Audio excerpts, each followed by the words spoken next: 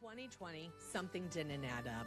When fear replaced common sense and critical thinking, and protocols stopped matching what we were seeing, a lot of us started asking questions. And once you start digging, once you start researching, you can't unsee it. Welcome to Nurses Out Loud. I'm Jodi O'Malley, ER nurse and nursing ethics educator. And this is where we talk truth, patient rights, and real-world healthcare so you can make informed decisions and advocate with confidence. If you've been looking for your people, here we are. If this resonates, if you find yourself nodding along, please like, follow, and share this show with at least one person who needs it.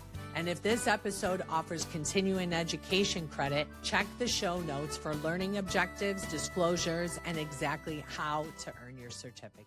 This episode of Nurses Out Loud is sponsored by West Cocoa Pharmacy in Cocoa, Florida. If you've been looking for a pharmacy that thinks outside the one-size-fits-all box, West Cocoa Pharmacy partners with licensed prescribers to create individualized prescription-only compounded medications. That includes ivermectin, benbendazole, fenbendazole, and other repurposed drugs, alike low-dose naltrexone, methylene blue, bioidentical hormone replacement therapy, custom erectile dysfunction combinations for men, and carefully selected supplements. They also support integrative oncology care, offering compounded medications that some physicians use in alternative cancer protocols. One of my favorite parts is their free consult with Nurse Donna. She's there to provide education on evolving repurposed therapies and HRT,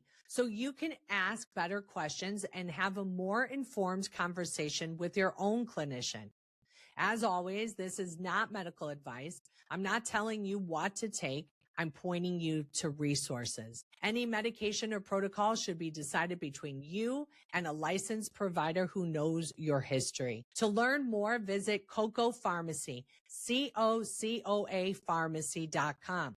That's Cocoa Pharmacy, COCOA Pharmacy.com, and let them know you heard about them on Nurses Out Loud. Hello, friends. I'm Jodi O'Malley coming to you from Israel. Today, I'm joined by someone who is literally living the headlines you're seeing on the news. His name is Yair Pinto. He's a former IDF tank commander and now correspondent and host of TBN Israel, where he leads the show Boots on the Ground, bringing real-time updates from the front lines so believers around the world can pray with understanding. There's so much confusion, so much propaganda, and so much pain wrapped up in what's happening between Israel, Gaza, and the surrounding nations. My heart as a nurse and whistleblower is to get past the noise and hear from people who are actually here, walking this out in real time. So today we're going to talk about a few things. What life is really like on the ground in Israel, what happened on October 7th at the Nova Festival, how Jews and Palestinians actually live together inside Israel, and the genocide narrative and what's missing from that conversation. Finally, we're going to hear Yair's own story of serving in the IDF and following Yeshua in the middle of the war. Yair, thank you for being here with me today. Great to be here. Thank you for coming to Israel. Yes, it's been an amazing trip. I'm really happy that I see what it's like with my own two eyes. You know? Yeah, it's the best thing. I mean, there's nothing beats coming here and then experiencing the land, the people, the mixture of cultures. Right. And then when you go back, you look at the news and you have an understanding of what really is happening on the ground here, which I think is something that's lacking when you just turn on your TV and you get like a 1-minute explanation of what's happening in Israel, of the conflict, and then you're supposed to form your opinion based on that 1 minute. Exactly. I mean, a perfect example is, guys, right here behind me, this is not a prop. This is actually Jerusalem. Yeah. Right behind us, okay? And when I first got here 10 days ago, I looked out and they were pointing out how there's Palestinian territory, Jewish territory. I mean, they've been living together, and we're going to get into that today. But first, you're not just reporting the story, right? You are an independent journalist that we'll talk about. Were you always wanting to be a journalist? Is that what? So no, it kind of fell on me, I would say, together with this war. So I was working with TBN Israel for 4 months before the October 7th war started. And at that moment, I was called to fight in the Gaza Strip as an IDF officer. So in Israel, I need to explain the basics, but in Israel, men and women serve in the IDF, in the Israeli Defensive Forces. Everybody. It's mandatory when they turn 18. So immediately after high school, you have military service. And after that, if you want to go to college, you go to college and to other places. So I went to the IDF, spent close to 5 years, was an officer with the tank division in the IDF. And then you are part of the IDF's reserve forces until you are 45 years old. So the majority of Israel's armies is made up of people that have jobs, have families, but they leave everything when they get the order and they go and defend the country. So this is exactly what happened on October 7th. I got the call from my commander saying, we need you, we're under attack. It's not like a surprise because rockets were flying all over the place, and Hamas terrorists kidnapped men, women, children, and the elderly into the Gaza Strip.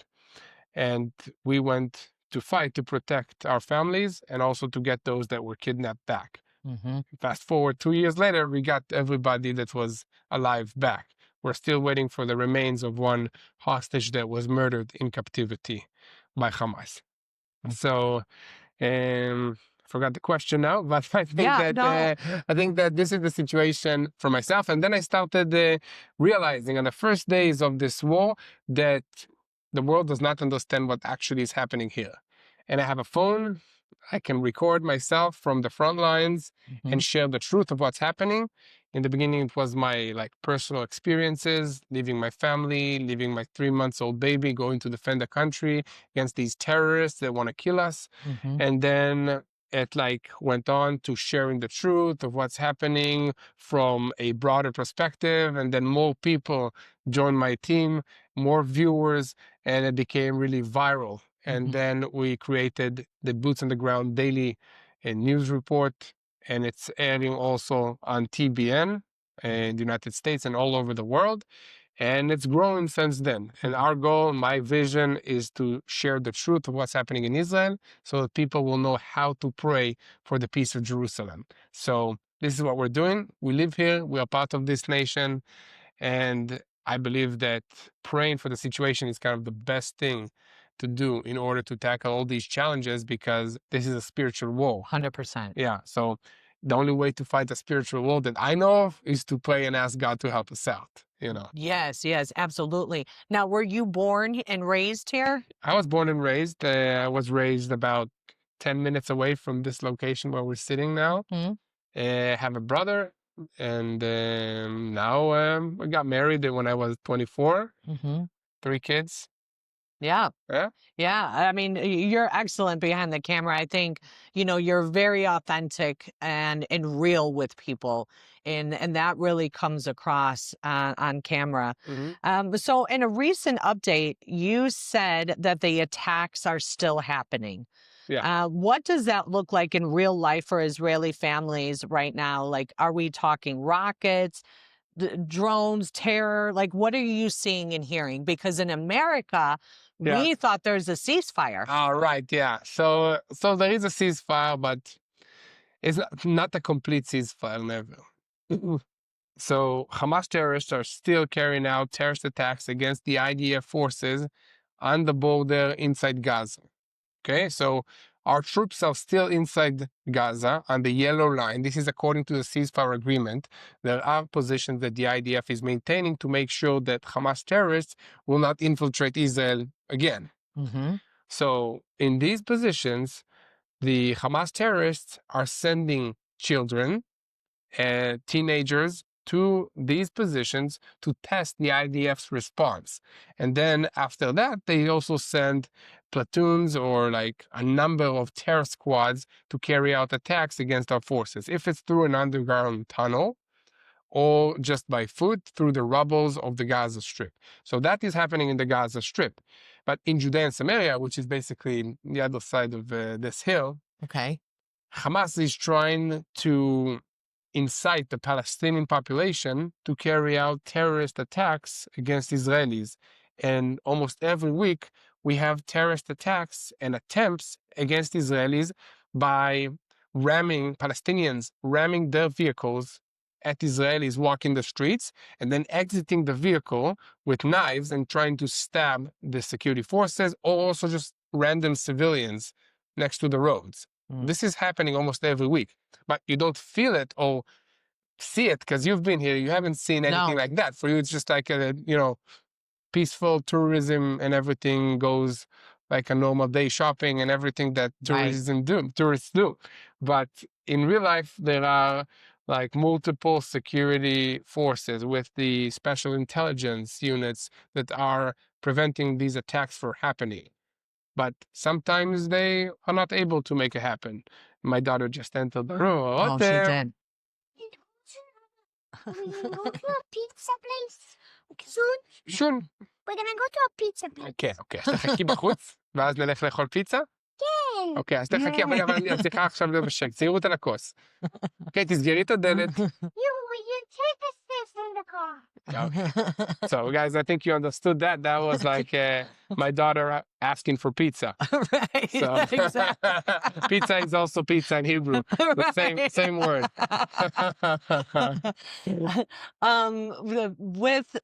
Okay, let's talk about that a little bit because Americans, they think it's Palestinian versus Israeli, okay, versus Jew.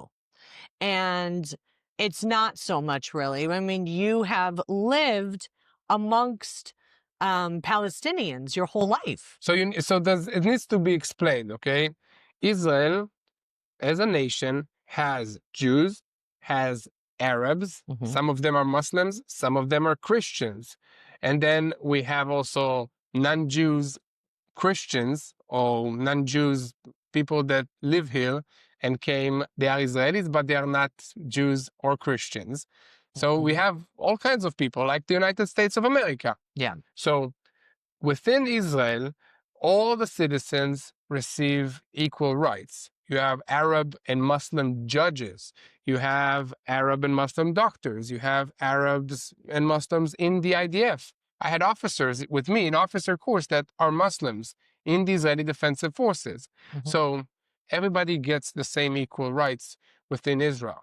And then you have the Gaza Strip, for example, which is not part of Israel. It's run by the Hamas terrorist organization. The Palestinian people voted for this terrorist organization to lead them. And since then, all they've been doing is carrying out and planning terrorist attacks against Israel. This is the war that we are facing now. So Gaza is really Palestine. There is no Palestine. Let's start with that. Okay. There is no official land called Palestine. And you can also ask, when was it established? Who's the leader of Palestine? I mean, ask these random questions and you get the answer, which, no, there is no Palestine. So okay, maybe there will be, but at the moment, there is no Palestinian nation. You have Hamas, a terrorist organization, leading the Palestinian people in the Gaza Strip, okay? Which hopefully will be dismantled and we find them a better government together with the United States of America as part of the ceasefire agreement. This is plan B of the ceasefire agreement. Finding a different leadership for the Palestinian people in the Gaza Strip.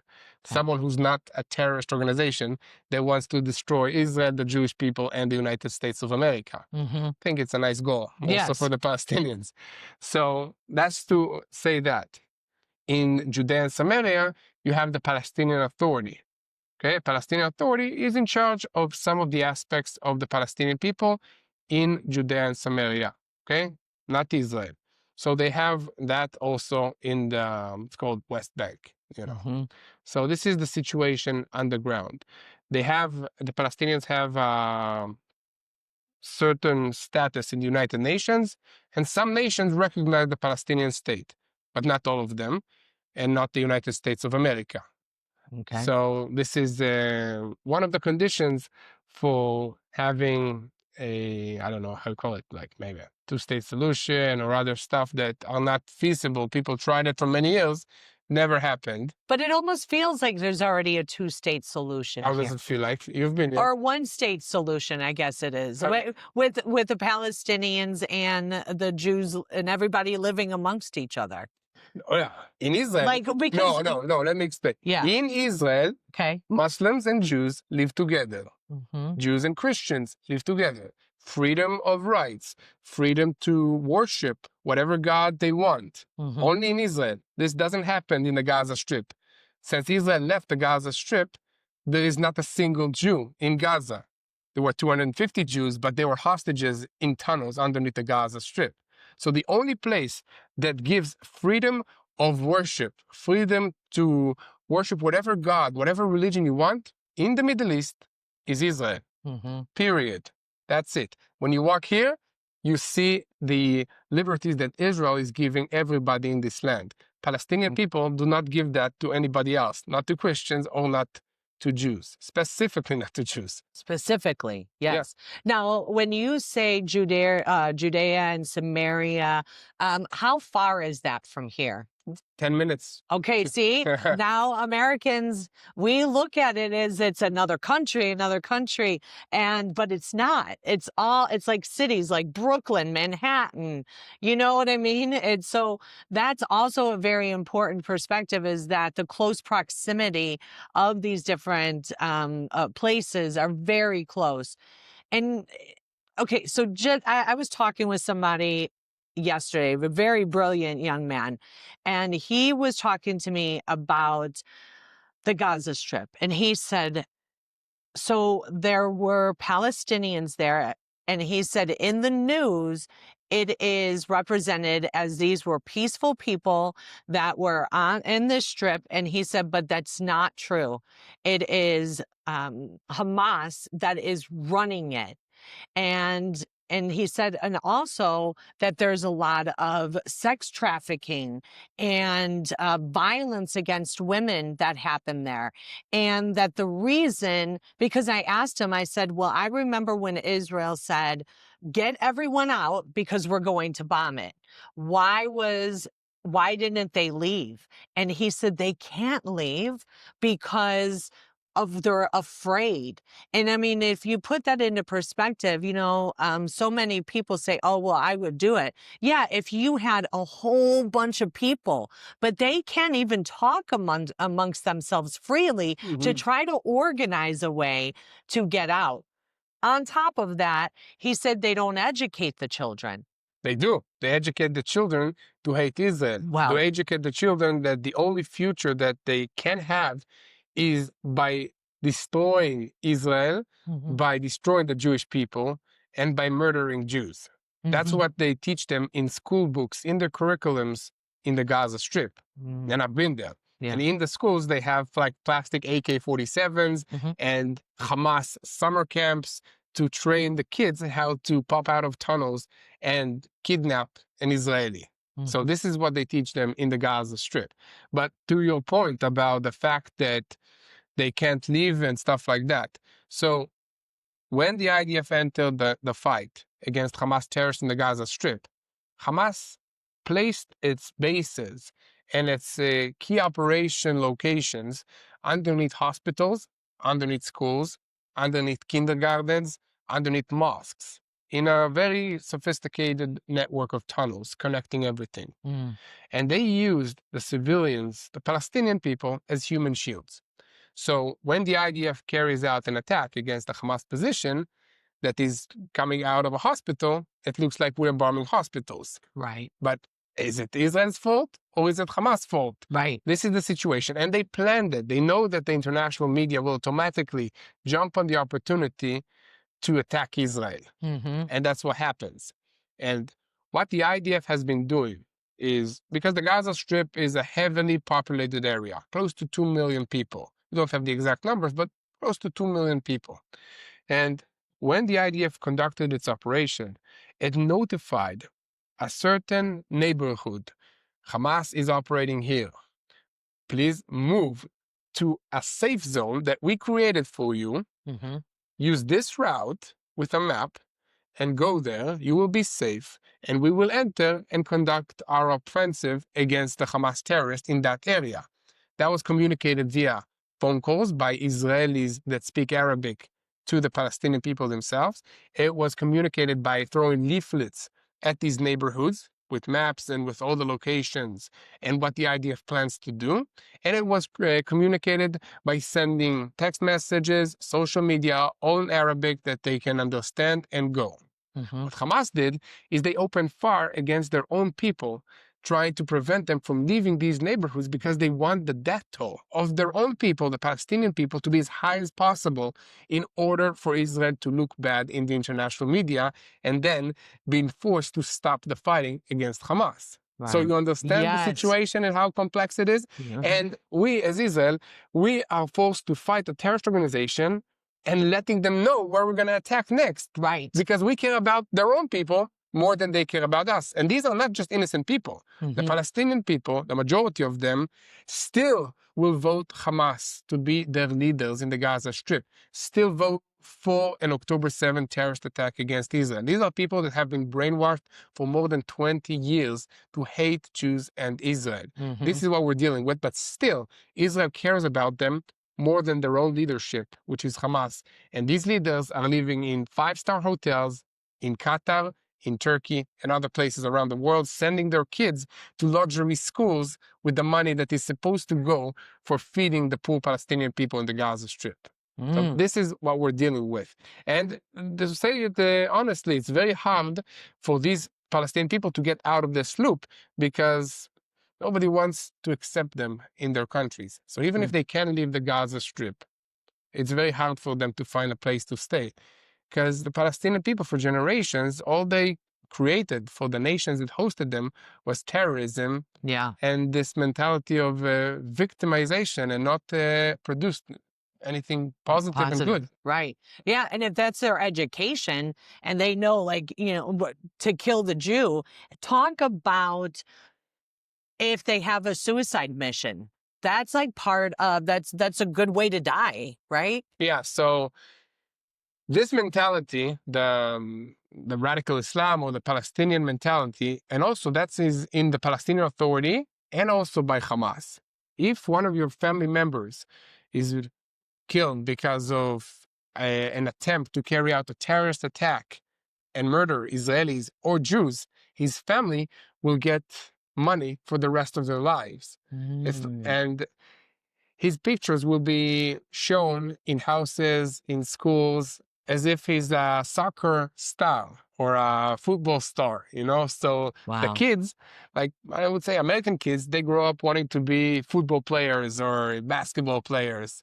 And the Palestinian kids grow up wanting to be terrorists, wanting to be suicide bombers. That's like the highest of the food chain of like their expectation as they grow up, is to be a terrorist and kill Israelis and Jews. And this is a very, very tough situation to get out of. You need like a whole generation or 2 generations of good education without this anti-Israel hatred, demonic education that teaches the kids that they need to be martyrs or to sacrifice their lives to kill Israelis or Westerners or Christians or anybody else that's anti-Islam. Gays, lesbians, all of it, right? Like they don't agree with that. Yeah, exactly. But we have here in America, in the universities, people saying free Palestine, and they are protesting, not even knowing what they're actually voting for. Yeah, they don't know what Hamas stands for. They don't know what the majority of the Palestinians stand for. Like one of the most, you know, weird groups that I have seen in this war are like Queers for Palestine. Yeah. you know, which doesn't make any kind of sense because in the Middle East, the only country that allows a gay parade is Israel. The only place that gays can be free in is in Tel Aviv and in Israel when they're marching their parade. It's one of the world's most gay-friendly cities around the world. But if these gay people will go to the Gaza Strip, they would be the first one to be pushed off of a building. Yeah. And that's like the easiest way out for them out of that situation because Hamas does not tolerate any kind of that Right. behavior or any kind of that things that they are fighting for. So it just makes me laugh to think that they are uniting with a terrorist, radical Muslim organization that doesn't allow women to walk like you do here with your hair showing, you know. It's you have to cover your whole face. This is the situation in the Gaza Strip. This is not a liberal place to be in. Right. So, Right. but again, this is a spiritual war, and everybody's uniting against Israel. Yeah.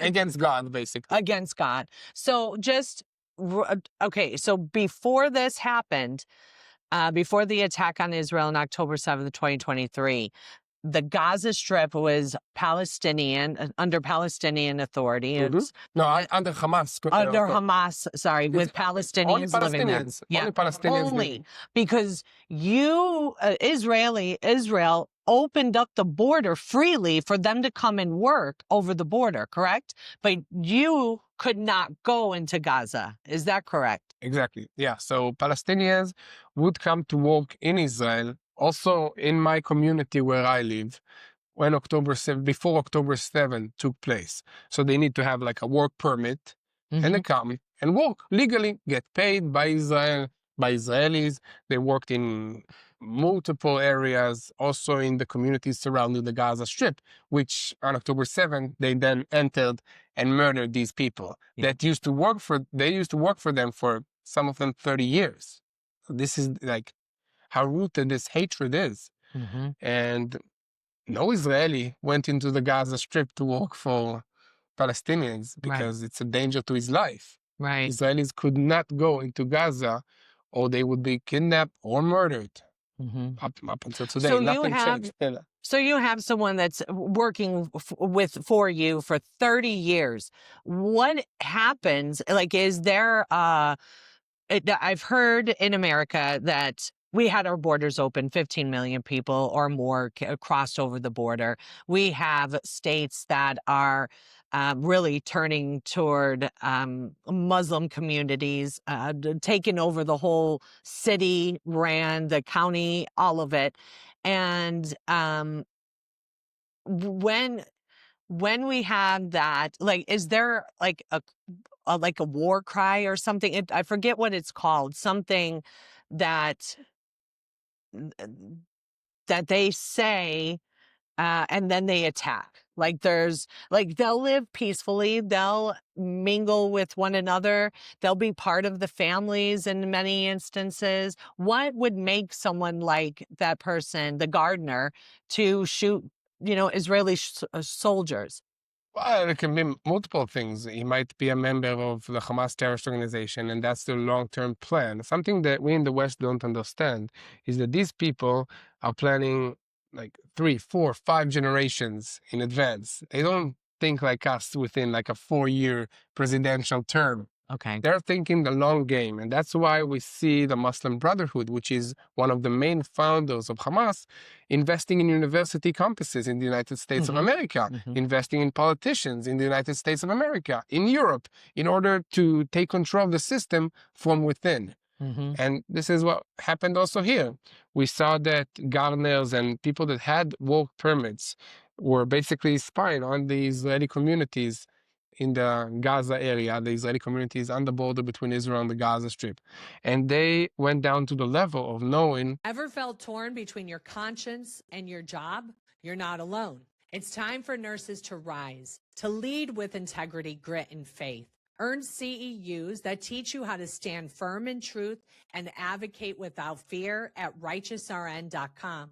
That's righteousrn.com. Protect your license, your integrity, and your peace. where this community has its guns, where this community has its Oh, kindergarten, where are the kids going to be at that hour, at that day, when, like, where is the closest military base to that community? So they had intel before this attack took place. It wasn't just a random right. infiltration. Yeah. And then so the attack, I went there and visited the Nova Festival. The Nova Festival was basically like a big party that people came out to. They camped out there, and then Hamas came by land, by air, and killed what, 1,200 people? Was it? Or No, four? 1,200 people in all of the Gaza area. All And right. that party was like more than 300 people, Mm, maybe 356, something like that. mhm. And these are young adults between 18 and 30. They Mhm. came for a peace festival. Mm. Most of them were, just wanting to dance, have a good time, Yeah. and spend a few days in the nature. And this is why it was, I think, so personal for many people here. You say Israel is a small community.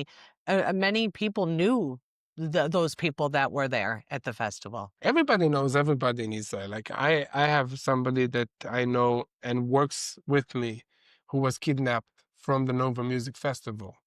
And he was just released a few months ago, Mm, back to Israel, back to his wife and his daughter. And Israel is a small country, 10 million people, we're the size of New Jersey.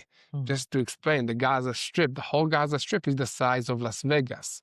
That's it. mm, All this talk about, and it's just the size of Las Vegas. It's tiny. yeah. And New Jersey is the size of Israel. You can drive from one side to the other within like 2 hours, and then north to south within 8 hours. That's Okay. what it's all about. Yeah, small. So how has it been? I mean, now that you feel, we were talking earlier, and I was like, oh, there's some PTSD maybe that's happening, and it was like, yeah, but there is no post yet because we're still Yeah. waiting. Yeah, there's no time to think about what happened because we are still fighting for our lives. Nothing changed. Mm-hmm. We still have the remains of one hostage in the Gaza Strip. Hamas is still threatening us with rockets, with missiles, still attacks our troops every single day. We still have IDF soldiers aged 18 or 20 that lose their lives every almost day. And then in the north, Hezbollah, another terrorist group, is regrouping and carrying out more attacks against our forces. Iran is threatening to carry out more ballistic rocket attack against us. Mm. And the Houthis in Yemen also want to launch attacks, rockets against merchant ships that are belonging to Israel or just in general, Yeah, So we don't have time for post-trauma. We're still in the it. trauma. Right. So, but it will have an effect because my kids went to a bomb shelter 3 times every week for 2 years. Yep. So Right. it has a big effect, of course.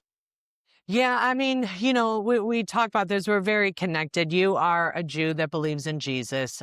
They call it messianic. There's not very many people out here that are. But for me, growing up in the church, I was always taught to pray for Israel and to recognize the signs of the times. I am a believer that believes in end time prophecy. I believe that Yeshua will return to the Mount of Olives, set up his kingdom. I believe that there will be a temple built and the Antichrist will come and set it, they call it the abomination of desolation. And then Armageddon will happen. I mean, this is where it'll happen, right? And for me, as a believer, I was a whistleblower, but the way that the Lord gave me the discernment to know what was going to happen with COVID is the same that I feel with the Jewish people in the land of Israel. And that's why I'm here and that's why I'm talking about it, because it is very biblical. So what would you say, having said all that, to the people out there that is saying that the Jews that are living here now are not the Jews of the Bible?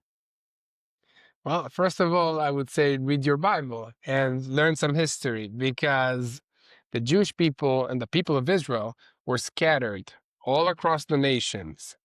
And the plan of the enemy was to destroy these people, destroy this language, the language that we speak, Hebrew, which is the same language that Jesus spoke back then.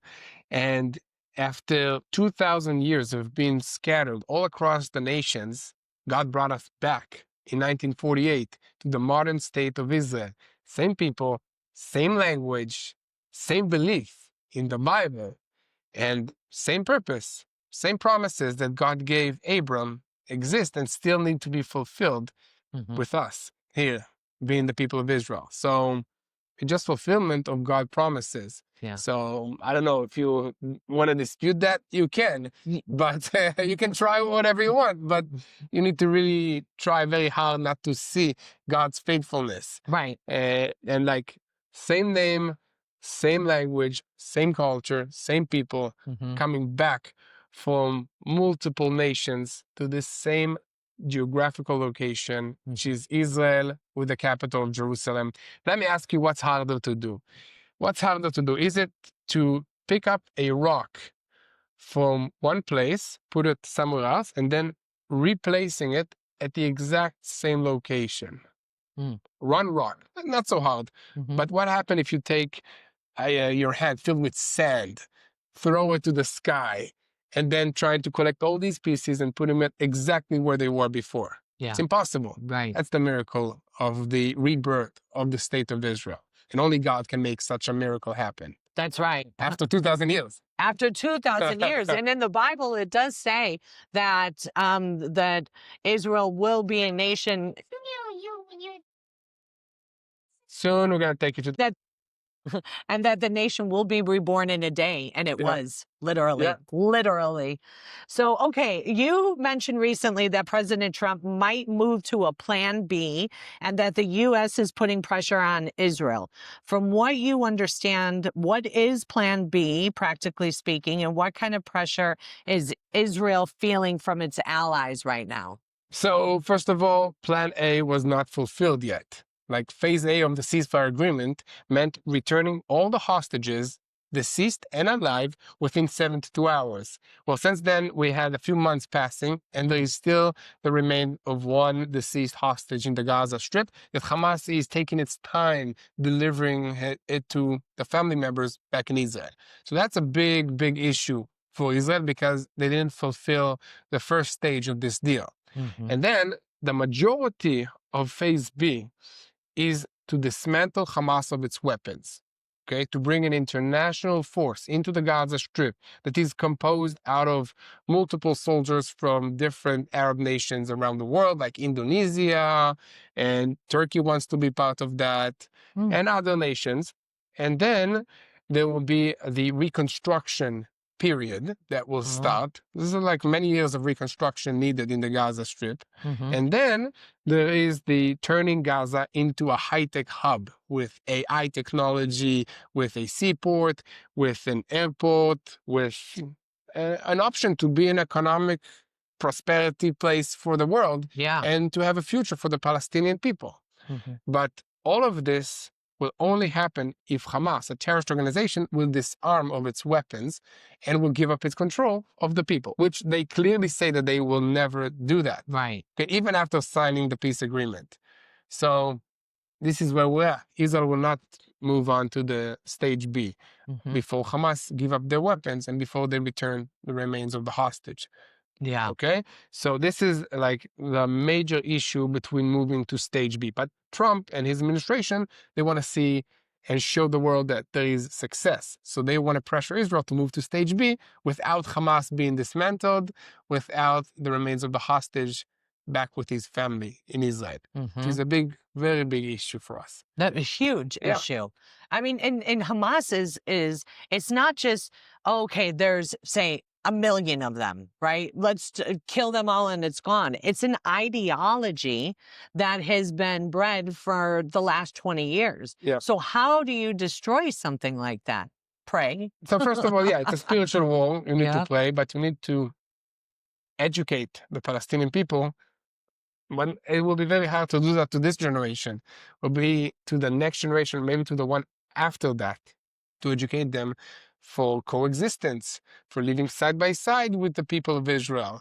Not to murder us is the ultimate goal, to have a future of cooperation.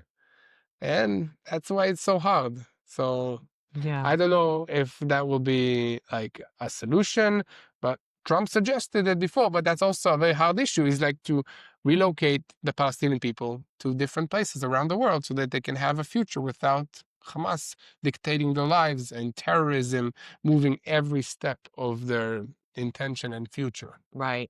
I mean, it's kind of like when, Hitler, when Hitler and was dismantled, I guess they took all of the Nazis and put them in really key areas, like in the United States and everywhere. I mean, people don't want those kind of ideologies and belief systems. So it really is complicated.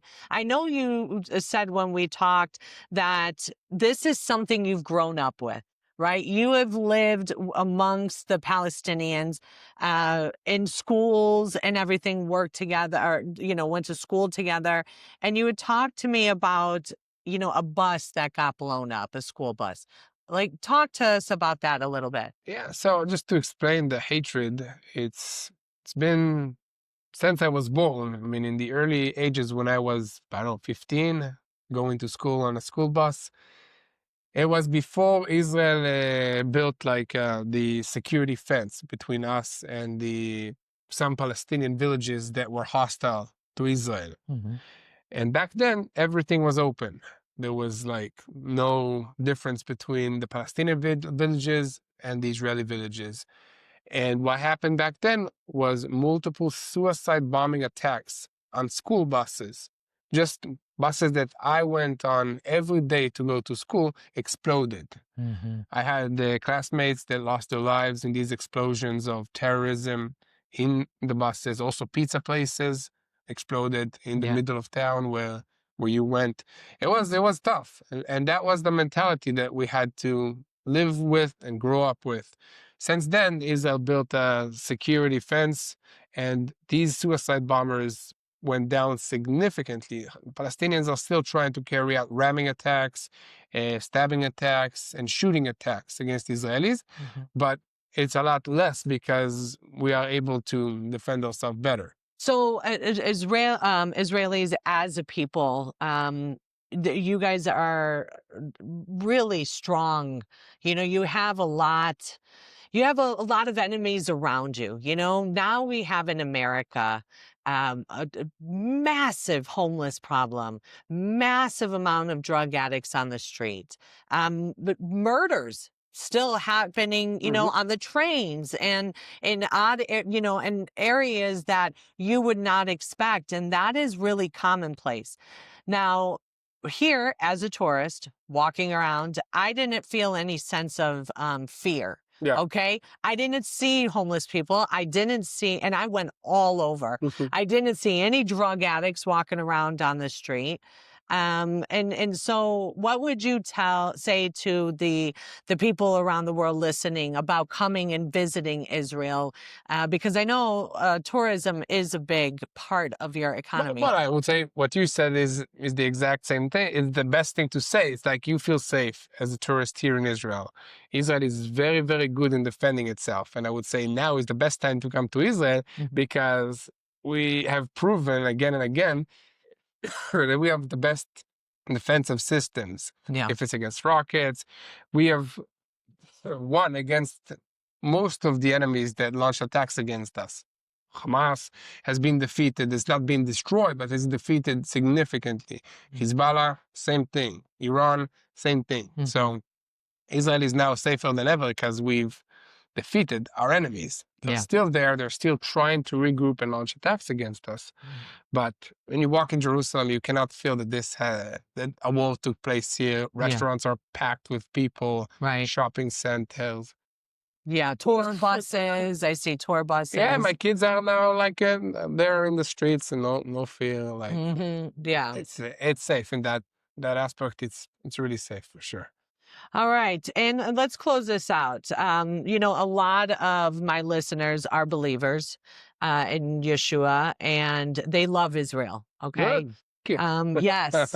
But they don't always get to hear from Israeli believers in Yeshua.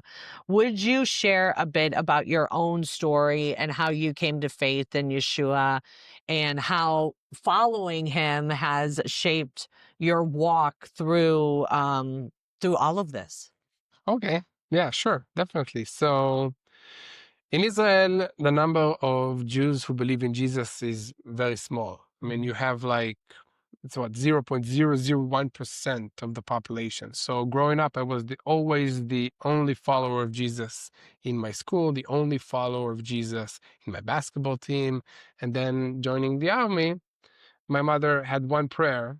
I mean, every Jewish mama has a prayer that their kids will be safe and God will protect them when they join the IDF, the army, and bring them back to Earth safely. She had another prayer. She prayed that I will have at least one follower of Jesus with me in the army base. And I thought, there's no chance because I was always alone. What are the chances of me having another friend that also follows Jesus in my base? But she was stubborn, and she was stubborn in her prayers with God. And first week after I joined, she calls me. She says, "So, do you have someone who's a believer in Jesus in your base?" And I said, "No, no, Mom. Of course not. We don't have." I said, "Wait, I'll keep praying." Okay. Next week, same thing. Still nobody. And then, boot camp starts. You don't get new people. Usually people leave because they're Right. incapable or stuff like that. But 3 weeks go by and I'm guarding in the middle of the barracks in the middle of the night. And I see one of my friends from the youth camps of followers of Jesus in Israel. And I said, "What are you doing here?" He says, "I was just transferred here." And what I love about God is that when he makes a miracle, he makes sure that you know it's him. Because he was placed, the army is a big place. And out of all the divisions and all the companies and all the platoons, he was placed in my division, in my platoon, in my room, in the bunk bed above me that was empty. So that's an answer to a mother's prayer for you. And I would say that was kind of my turning point in following Jesus. And in the IDF, I was not afraid of my faith, not ashamed of it. And very fast, I became the only believer of Jesus. And in Israel, you can be the only person that people around you ever knew that believes in Jesus. Yeah. So that's kind of a big responsibility. It is. It is. But God blessed me. And then fast forward in this war, I mean, I've been inside the Gaza Strip. It's a scary place. And when I was called into Gaza, I stopped my car and I said, "God, if this is from you, please give me peace and let me be happy as I am entering this very dangerous place." And he did. I was in Gaza. I was smiling. I was not afraid. And this is the most terrible place on earth. Terror tunnels everywhere you step, bombs, booby traps, snipers from rooftops. And God was with me. And he used me also not just to create the news and to share what's happening in Israel. He used me also to share and to witness to my fellow soldiers that they're not alone, that there are millions of Bible-believing Christians that are praying for them. Yeah. And they didn't know that. They thought that the whole world is against us because that's what you saw in the main news outlets and everywhere. Yeah. So God worked, he's working. I also saw multiple miracles of rockets not exploding, landing next to an IDF soldier unit. Wow. And soldiers sleeping where they shouldn't have slept, and then a tank almost running over them. Like all of these stuff that when you have like such a mess as war and a big army mobilizing, I've seen so many miracles happening that our troops did not lose their lives. Wow. Okay, closing up, last question. I have been able to testify to 2 Jews while I was here. One on the tour group with the Israeli Ministry of Tourism, and another one just last night at the hostel. Sat there and talked with him for 2.5 hours. And at the end of it, both of them basically said, I've never met a Christian like you. You changed the way I look at the Lord. So as, a believer and knowing what the Jews, they know that the Christians love them, but how best could a Christian witness to a Jew? Well, I would say the best thing would be, first of all, to be a good example of Jesus. So you need to be loving, caring to everybody around you, you know.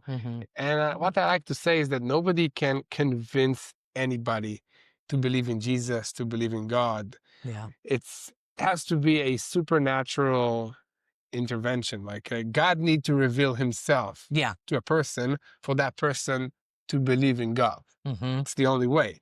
But God opens doors. It gives us opportunities to share stories, to share faithfulness of God, to be kind to other people. And then these people will ask you, why are you doing this? Why are you in Israel now? Why did you come to Israel now during the war? Yeah. And it's because we want to stand with the Jewish people, because God is faithful to you, and because of that, he's faithful to each and every one of us around the world. God doesn't change. God doesn't change his promises. Right. I mean, his promises are forever. Yeah. I wouldn't want to serve a God that changes his mind every other day or every other generation. Yeah. And Israel is proof that God is faithful, is proof that God is performing biblical level miracles today, modern days, which is also cool because it means that God is doing amazing things now, and not just in the time of Moses in the Bible. Right. Every day now. The fact that Israel still exists